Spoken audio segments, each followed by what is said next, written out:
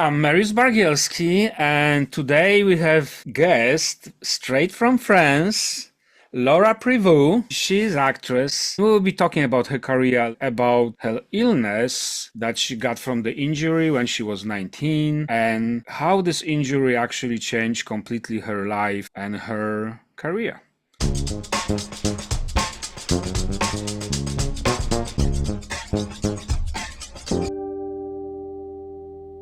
Hi, Hi. but let's start from the beginning. Let's talk a little bit about yourself. Okay, well, I'm a French actress and director as well. I did my first movie last year, short film, and well, I'm currently writing the second one because I just love the experience.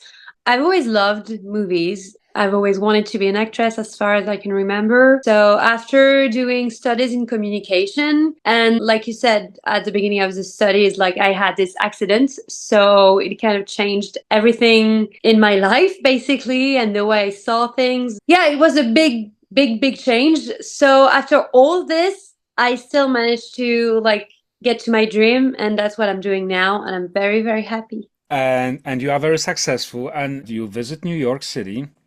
Yes. We will talk about that. And during this stay, you also shoot the film, which is amazing. Yeah. Unfortunate the accident. What happened, and then how that really changed your life? Okay, so I had a bad fall after which I was completely paralyzed from the neck down. There weren't a lot of chances for me to walk again. Because yeah, you don't really see me, but I'm walking again now. I like uh, it's invisible now. The disability is invisible, so I can walk and do all kinds of stuff. But I wasn't supposed to do that, so yeah, I was completely paralyzed. It lasted for about a week or so because my spinal cord wasn't actually broken. It was compressed. So it wasn't fully damaged. Of course, there are lots of damages. That's how I got to learn to walk again and do stuff like that. It went quite rapidly, actually. It was very fast, and even the doctors didn't quite believe it. Like every day when I was in ICU, every day after the 5, 6 days when I was in really bad shape, it was progress, constant and constant progress. And every day they were walking in the Hmm. room and something new had happened. And so at some point, I felt like a circus monkey or something because every day, even when there weren't a lot of doctors and nurses for everyone in the ICU, they were all coming into my room to see what else I could do that day actually, because it was like so crazy and it was like changing so quickly that they wanted to see how fast I could evolve. So yeah, it was crazy. The illness, it's called tetraplegic, right? And Yeah, and what really is, it's damaged the cervical cord, yeah. which in most cases, the people could actually be paralyzed to the end of their lives. Exactly. Most of the time, people stay in wheelchair. Sometimes it's the worst.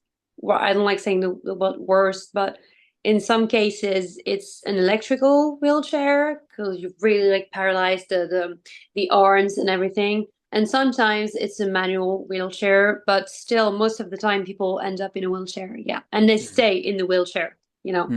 I know the people who went through this, they don't even want to talk about that because it's so painful. You are such a nice person and you always try to give awareness of that to other people that there's not the end of the life. Yeah, it's important to give awareness and to talk about this, and also because it's an invisible disability, and we still like talking about disabilities has become a bit more normal, but it's still a bit difficult. And invisible disabilities, it's still a tough subject to talk about. It's still something that people don't really talk about, don't really understand. I really want to raise awareness about that. Yeah. You ended up in a hospital and you were already adult. You were 18 years old, right? So what was your first reaction when you opened your eyes? Okay, the first few days, you have to know when you have such a big accident, they put you on a lot of meds, like antidepressants and stuff like that. So basically, I was sleeping most of the time and I was really unaware of what was happening. And usually I was the one comforting the people around me, like my parents and stuff, because I was so unaware of everything that was happening. Unless like the first couple days, I was really, really out most of the time. But afterwards, like I was like, it's okay, mom. Like, I don't know what's wrong. Like, why are you crying? It's fine. Like, everything's peachy, because it was crazy. And after that, it's not a problem because it's kind of a great thing, but it took me a long time to get out of denial and actually realize what had happened because I made such fast progresses that I didn't realize what was happening. Like 5 days, about 5, 6 days after being in the hospital still, I was like, okay, so because it was the end of August, so I was supposed to go back to school. And 5, 6 days later, I was like, okay, so when am I going back to school? Like, okay, so I should be out like what in 2 weeks? Okay, that's fine. I'm gonna catch up. Like that's how crazy the Mhm. denial was.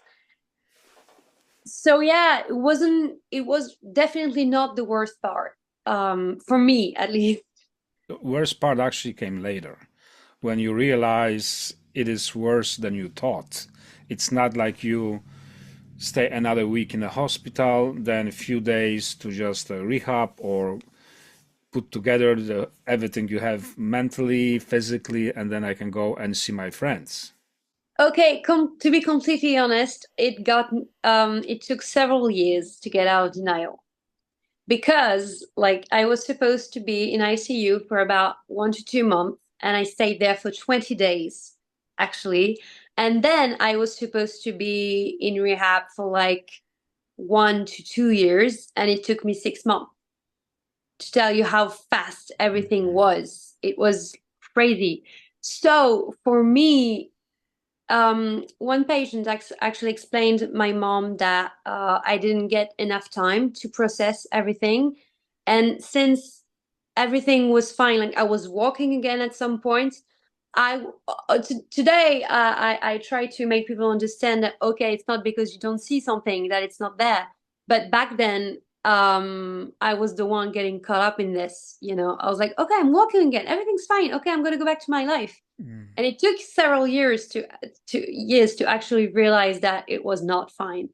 And I tried to deal with the physical issues, the mental issues, without truly realizing that it was there. I was trying to get back to my normal life and not understanding that this was my new life and I couldn't get the old one back. Right. So And yeah. because and we have to mention also that it's not just that you were able to walk or not. There's so many your internal organs were damaged. Exactly. The organs were damaged. There are some stuff that don't work well, some vital functions that still to this day don't work properly, and that stuff you don't see. As a kids, we don't think much about the parents because Mm. for us parents are always those one who are very strong. But in reality, it's not. Sometimes at least it looks like we're very strong because we don't realize what is really happening around us. How your parents could even deal with that kind of thing when their daughter, right, had such a awful accident that ruined completely her life. They could tell you a lot more than I could, but basically, they held it together a lot when I was around, like especially at the beginning when I was at the hospital, and most of the time, even after. I'm not sure I know the extent of what they actually went through, because I don't think they told me everything, which I completely understand. But they were like devastated. Mm. Because my mom got the call from the hospital because I got the accident late on a Thursday night, and she got the call the next day, Friday at noon. And okay, so your daughter is in really bad shape. She's at the hospital. She had a 2.5 hour drive to get there, but before that, she phoned my father who had like a 45-minute drive from work to their house. During this time, my mom told me she was in robot mode, like packing stuff to hit the road as soon as possible, as soon as my father arrived. And then when he got there, it took like about like 4 hours before between the phone call and when they first saw me. So just that moment for them was terrifying because they had no idea in which shape they were going to find me. So these few hours were really scary. And then, yeah, it was every day, kind of day by day, hour by hour, they hoping for the best. And there was hope, Mm.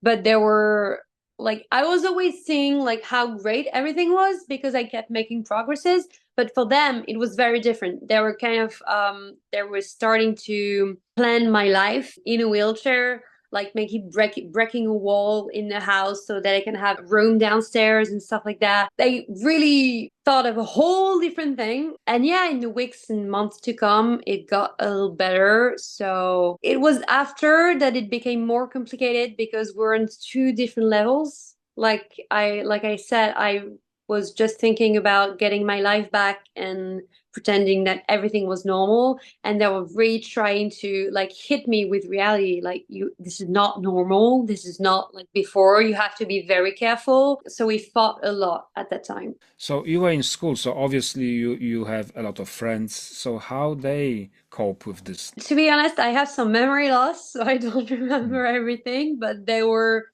because most of the friends I had weren't in the same city. So it was messages and phone calls between them. But the first friend who was in that city at the time, she kind of had the bad job of like starting to calling people. And another friend also, they started phoning my friends and stuff. And they were all like in shock, but then they didn't get to see me right away, like in ICU and everything. They did get to see me later in rehab, and I was already a little bit better. Yeah, it was a shock. Plus, I mean, we were all like 18, 19 at the I time, know. so it's not something you deal with. Like, you're not equipped to deal with this, It's like, Nobody prepare anybody at that age that yeah, you have definitely, to deal with definitely. those things. So Yeah. after you said after 20 days you went home. No, straight to rehab. Oh, Like, start rehab, right? yeah, yeah. And how long it took actually to get you home from the hospital? So I think the first 2 week in rehab, I wasn't allowed home, including the weekends, because they had to keep me there. I think it was, yeah, 2 weeks. And then someone went to my parents' house with me to get a look around and see how we could arrange some stuff in the living room, have a medical bed and everything. I think, yeah, 20 days in the hospital and then 2 full weeks in rehab. And then I had my first weekend home, and then I would be able to go home every weekend. It was like 5 days in rehab and then the weekend at home and so on. So basically you were released home half a year. Yeah, definitely. Yeah, yeah. I had the accident end of August, and I came back home like permanently at the end of February. So yeah, a good 6 months. So that was the time after rehab, and obviously you were able to walk a little bit, right? Yeah. Then you realize it is not normal, right? That you have more problems Oh, than you no, no, thought. no. No. Oh, no, no, no, no, no. That was years later, years later. Oh, no, no, no, no, no. At that time, I really thought, okay, I'm out of rehab. Everything's fine. To be honest, I think it was like a few years ago, especially when I started acting and like taking acting lessons in the theater during my final year of communication studies. Um, because, in acting school, you learn a lot of things and you have to process a lot of different emotions and you have to work on yourself a lot. So you learn a lot about yourself.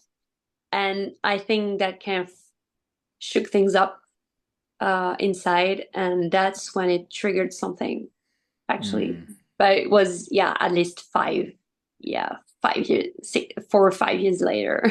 Originally, yes, you went to study communication, but then you switched to the acting and Yeah. you decided that that's what you want to do. You want to become an actress. So how this idea even like come to you at that point that, you know what, I want to actually proceed with my dream.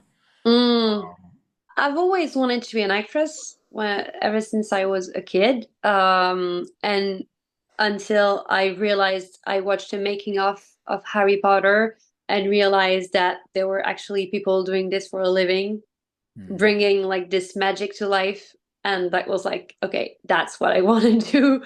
But then you go to junior high and then to high school and you get put in these boxes and you're being told that acting is not a real job, like it's not a serious job. I think every actor on this planet heard that sentence at some point.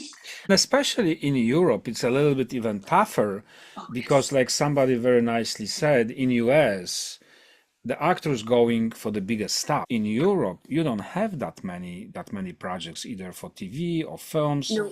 So And it's only very few, close. Yeah. yeah, and it's just only few had this opportunity. Yes, yes, definitely. And we also don't have like this extra scholar activities. Well, we do have some, but it's not as like in America, I think you guys you have like half days of school or mo most part of the day in school, but after that you have some time for like theater and sports and stuff like that, and Mhm. it's in your schedule, and it's like it's just the way it is. If you want to do that here, it's your full day of school, and then during the weekends or at night after classes, you can do that, but so it's not encouraged to develop the arts and the sports and stuff like that. It is tough. So in your particular case, you have to be in school for the whole day. You know you struggle with your health. It's even tougher because you're getting tired much Yeah, quicker. You need rest. You need go to yeah. the restroom more often, etc., etc. How did you do this? It became obvious, so I went to communication school. Ironically, because I wanted to organize premieres for movies. That's not what communication studies are for. It turns out like it's not like that at all. But anyways, and it wasn't for me. Like I really didn't feel good at school in communication. That wasn't my thing. And in the because of the accident and the fact that I just wanted to be done with school and get through the whole studies, I didn't, like you said, get much time for theater. But before the final year, I realized, okay, I don't care how tired I get. I don't care how much extra time it gets. Um, I have to start doing this. So during the final year, I joined this theater in the city I was back then, and but for like not for the professional acting school, just for an extra moment. And they also asked me if I wanted to join their company, and I said yes. So I had 4 hours of theater every week, and it was a very tiring year, but these 4 hours were my oxygen. Like I really, at this point, I wasn't feeling good either at school or in the company I was working with for communication. And these 4 hours were everything. Like I had headaches some weeks. I had big headaches, and I was like, I'm not going to go to a theater that night. And I was still going. And during the time I was in the theater, the headache was gone. The tire, I wasn't tired anymore. So it was obvious. So from this moment, it was like, no matter what, like I finished, I have to graduate, and then it's acting, acting, acting. I mean, because people they don't know. So you alive, you're able to walk, but again, you have so many things. Nobody sees them because that's Yeah, inside in your body. yeah. So what are the most difficult things for you to cope? I think one of the most difficult is how tired I can get, because even if sometimes I get caught up in this, and some days I feel a bit better, so I do more, and then I get even more tired. And it's something I have to adjust on a daily basis, and it's gotten better over the years, but it's still very complicated to manage. Like for example, this week I have like I am on set almost every day except Thursday, so including this weekend. And I know I'm gonna have to be like very strict on when I go to bed. What do I eat? I don't do extras. I really have to be on point for everything, make sure I get enough sleep. And even then, I know I'm going to be very, very tired. So after this crazy week, I know I'm going to have to slow down for a few days. And I remember when you were in New York, Yeah, and you got tired very quickly yeah, because you want to see everything. So it was like inside you this fight. Okay, I'm getting tired, but I don't have exactly. enough time to see. I want to see as much as I can, which then Yeah, obviously you have to pay the price. yeah, I did manage in New York, and that's also why I wanted to spend more time than I was actually supposed to, because I knew that I could be a bit more chill of like, okay, I still have some time to go here and there. But it's something, yeah, I'm still learning, but it's better now because I've learned the hard way in a way, like my body tells me when it's time to stop. And there are some moments in the past few years where it was very violent. Like I couldn't physically get out of bed. I was shaking or like throwing up and stuff like that. Because my body was like, okay, shutting down. Like you've done way too much. So now I don't really have a choice. And also the fact that you're tired, people don't see it. And that's one of the biggest issues to this day because usually they're like, you're pretending, or you don't make any efforts. And I'm making so many efforts. You have Yeah. no idea because it takes so much more energy. Every single thing that you do on a daily basis, like I do things like pretty much everyone else, but everything, it costs like twice the effort, like twice the energy as a regular person. So, and that's something you don't see. Right, and being the person like yourself, you're not the one who will be making excuses and talking about your illness, Mm, because you will be you will be doing opposite. Because when people will know about that, then obviously they say, okay, just relax, rest, and that's for sure you don't want to do it. yeah. Either that or they don't understand also. It goes both ways. It's either, okay, be careful, that's okay, I can do it. Or it's either, I don't quite believe you, I can see it. So Yeah. I'm really not sure. Just maybe you're a little bit lazy, I think.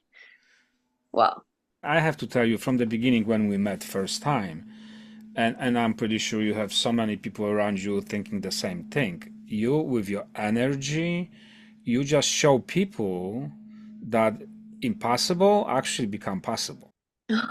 Normally, you shouldn't be among us at this yeah, point, and not definitely on the stage. yeah, But you prove everything is your mind and in your body, and if you really work very very hard, you can do it. exactly. You can do it. That's true. So, before we will move to acting, what would be for you the advice for those who actually have to deal with the same thing?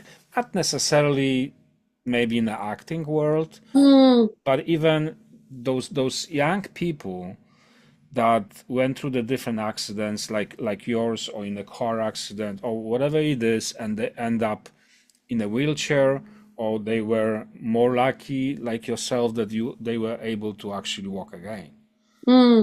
I would say that in the end, you know yourself best. You know your limits. You know what you can and cannot do. Try and not to listen to people who try to tell you otherwise. To take the time to know yourself, know your new body. Be sure that psychologically you're okay because we haven't talked about this, but disabilities and also especially invisible disabilities, there are a lot of psychological consequences and anxiety and setting yourself up from people. Let's talk about that, because I would say there are two different things. One, which actually is in your head, and then some people around then meant okay, but in the end of the day, it looks like they are dream crushers that they said, no, no, you shouldn't do it. And in many cases, that's what you really want to do, and that's what keeps you alive.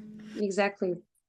When you had the toughest times fighting with your illness, what was actually that keep you going? I think it's gonna be very cliche, but I think it's gonna be like how passionate I am about movies and just watching movies and be like, okay, you can't give up because that's just amazing. But I'm looking up because there's my TV right in front of me, and that's why I watch lots of my movies. So, there's a connection there. But yeah, that's the passion. Also, that I've been told more than once that I couldn't do something, starting with doctors telling me that I probably wouldn't walk again, and I proved them wrong. So I'm not saying that it always works out the way you want it to. Obviously, there's so much more to this than just like believing, but it's part of it.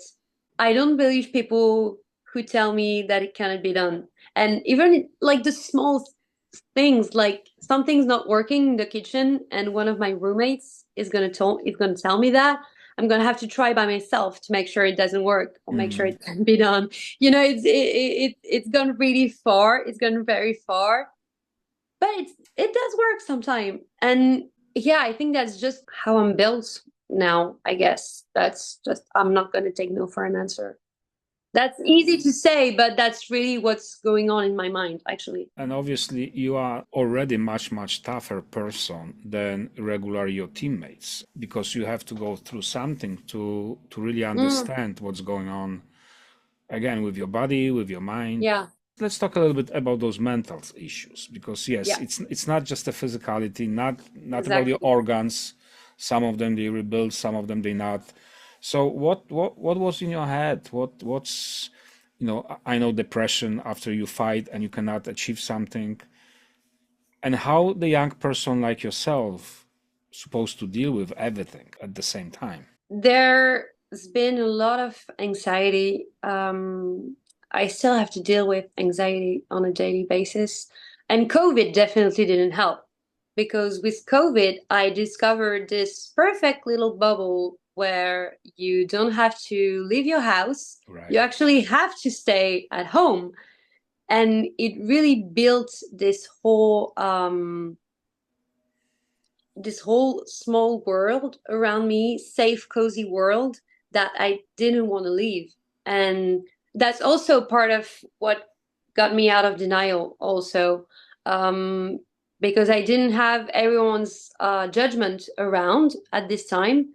And so I kind of figured out what was happening with me. And I realized that I had been impacted by people's judgment a lot, and I cannot stress this enough, really be careful about what you say because words have meaning, words have impact, and it can be very, very, very dangerous. And it hurts a lot. And it hurts a lot, and it really hurts, and sometimes you don't even realize it at first, but when you keep hearing the same things and you start believing them, and it's not actually you thinking that, but you end up believing it in yourself. It's stuck in here. So yeah, I had I've been through two depressions, one a few years ago and one last year after an operation I had, like, due to all this. um it takes like having good friends and family, watching lots of movies also, and then having something to hang on to. Like for me, that was getting back in the game and actually shooting other movies, writing projects and things like that. I actually, because I shot my first movie as a director last May, I think. So last year when I was in depression, like at the end of the year, I still had the post-prod to do, like editing and stuff. And it kind of helped me because I had something to focus on that was mine. So yeah, that was helpful. But Yeah. I still deal with it. Like some days I don't want to see people, or it's harder sometimes reaffirming that I know what I'm going through, I know my limits, I know this and that about myself. Some days I'm very firm about that, and I have no problem with saying it.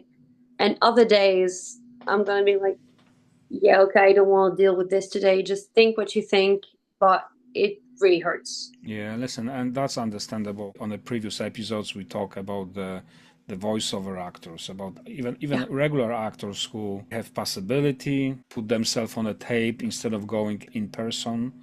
Yeah, And sounds pretty nice, you saving the time, but you are more and more by yourself with nobody around. You don't have exactly. this interaction with the other actors or other people. We can just imagine what could be in your head with everything in addition to what normal people has to deal Yeah, with.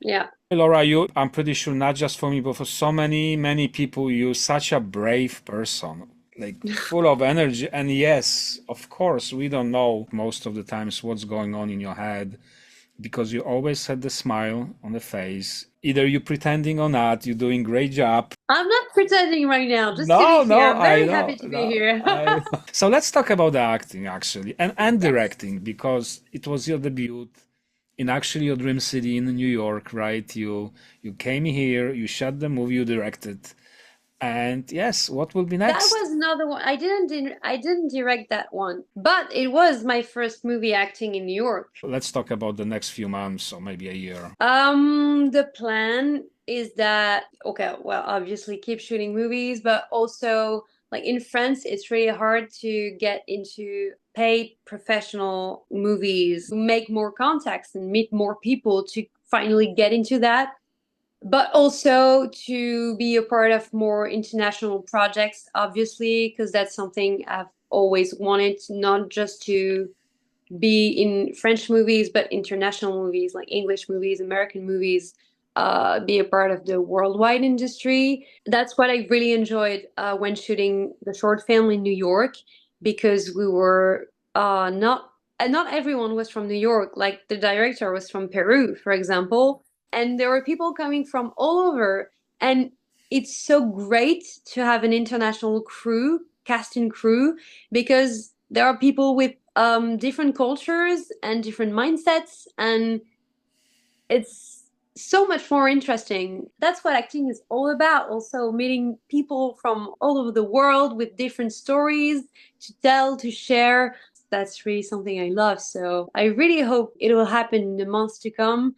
And also, I'm writing my second short film in English this time. So hopefully, I'll try to We're find anxious a to read. producer. So, what was your biggest positive surprise? Because we're not talking about negativity, we'll talk about the positive things.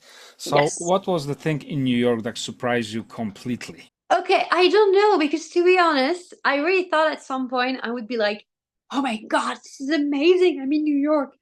But I've been preparing for this my entire life and I've read so much about New York. I've seen so many things about New York, but that I wasn't so I actually I don't think I was very like shocked or surprised by anything actually.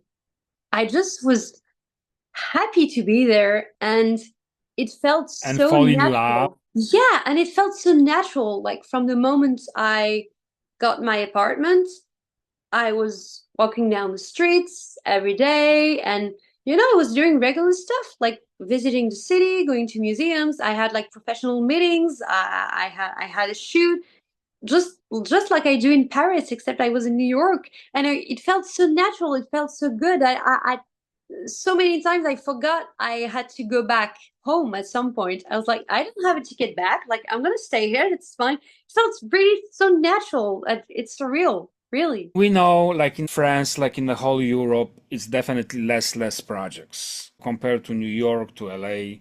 Yeah. Obviously, with the pandemic, with the strikes, everywhere is much slower with less projects. But at the same time, we see the more involvement in the indie movies. So that's something it really interests you going with the independent movie, artsy movie. Yeah, definitely. Because, like, obviously, I watch all kinds of movies. I like sometimes seeing a very big budget movie, and like I just saw Wicked, for example, and obviously that's something you really enjoy. But like we said earlier, there are so many different stories to be told, and so many talented screenwriters and directors with a specific vision and something new to contribute to the industry, whether it's like in America or in France or Europe, whatever. There are like so many brilliant stories, and there's not a lot of room for these stories to be told, unfortunately, because we know that this is not what's going to make the most money. I think that's what speaks to people in a way, because sometimes you have this very specific small movie coming out and it's going to be a huge success. Mhm. I think that's kind of an issue in the industry right now, is that you want to like privilege the money and make sure that, okay, it's a franchise, it's something that we've known for years, and even though like the script is not good or it's not going to be the most original story, we know people are going to go and see it, so let's put money on that. And you could sometimes with these kind of movies, you could produce like two, three indie movies, original stories. And I think that's a shame. And especially today when we're trying to talk about new things and diversity and things like that. You we could really use that to make these stories seen. Cinema is also a medium of expression and a way to make people aware of some situations, and it's a shame to not use it fully, you know? Thank you for mentioning this because I think we are in the middle of the changes and there will be more changes obviously. Maybe pandemic and the strikes actually speed up the whole process. And I Yeah. know so many people who are so afraid not to lose the jobs in this industry. But the changes definitely coming, and obviously with the new generation, and not to criticize, but it's just a fact. The young generation, they cannot concentrate on going for 2.5 hours to the That's movie or even watching episodics, even hour or even half an hour. that's Everything true. is, 3, 4, 5 minutes, maybe seven, and that's it. So where are we going? So I think some changes we will welcome because maybe that will create so many different opportunities for so many talented people, filmmakers, right? The Yeah. cinematographers, the makeup artists. So I think even though we have very, very scary times, at the same time, um, they're very interesting times though. Yeah. Let's prove that there is the light, behind the walls, and we can create something not necessarily new, but something that everybody can enjoy. And we Yeah. can watch every genre we'd like, not just one particular genre, but for those who love the arts movie, let's make the arts movie, right? For Mm, those who are like, typical commercial projects, they let's good go. too for some people. Yeah. Yeah, and I've worked like this past few months and years even. I've worked with people who are insanely talented and have such good ideas. Obviously, it's changing, and like the new generations are bringing something new, but it can be good also. Not everything is bad. Like Right. obviously, and all these generations, some people have brilliant ideas and they have so many possibilities, so many things to be done. And Yet, everything you, evolving anyway, either is arts yeah, or anything in every yeah, single field of our lives. When you compare what was years ago, I mean, we cannot stay in the same yeah, time doing the same things. So it is kind of scary, but if you do something good and you put your hard work and your heart into it, then yeah. I don't think we have to really worry about it. And I think it's also important to connect with people. Like, for example, I stayed in touch with people from my acting school, with whom we've done uh, several projects together, including my short film. And even the people I shot with in New York, we're still in contact. It really motivates you some days when you're alone and you don't know what to write, or you've sent like 10, 15 emails for auditions and you don't have a single answer. And you have to stay connected, because that's what this job is all about. Also, you can't create on your own, and you have to be inspired by not only things you see, things you read, but also the people around you. That's Right. a collective effort. And Especially in this industry. You yeah, cannot do anything just by yourself. You yeah, have to of work in course, a of team, and course. it's much easier. But also, it's listen to interact with the people. It's fun, And in the end of the day, right, we should have fun. This industry, it is about the fun. I mean, it's crazy being able to make movies for a living. Like, it's such an amazing job. Yeah. And yeah, when you talk about that, that's one of the main things that I was very surprised and I really enjoyed when I shot my short film was that I wrote the script and then there was the shooting.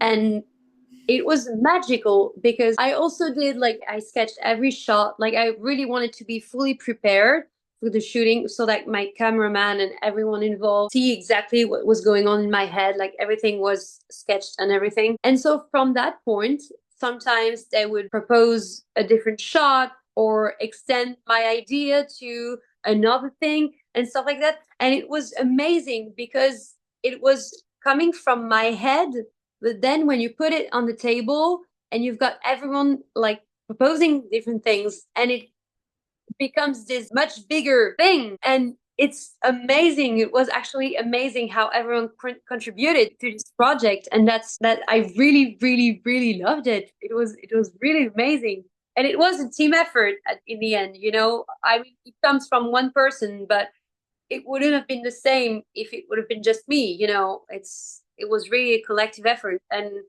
yeah, it was amazing. Laura, I know you're very open and you like to help so many people, especially those people who went through the same you did. So if they want to reach to you, what would be the best way? I know you're on Instagram, you use social media, but what would be the best way to reach to you if anybody have any question related to the job or to your illness? I think it would be Instagram. I think that's the easiest way to connect, I think. Yeah. So we'll post the link in the description, right? Laura, thank you so much. And again, you have been such an inspiration, such a brave young person. Thank you. We wish you all the best, obviously, amazing projects, amazing movies, and directing amazing movies. And hopefully we'll see you soon in New York. Yes, I hope so. Thank you so much for having me. Thank you, Laura. And that concludes our episode. If you like it, please subscribe, put notification on, and we'll see you next week.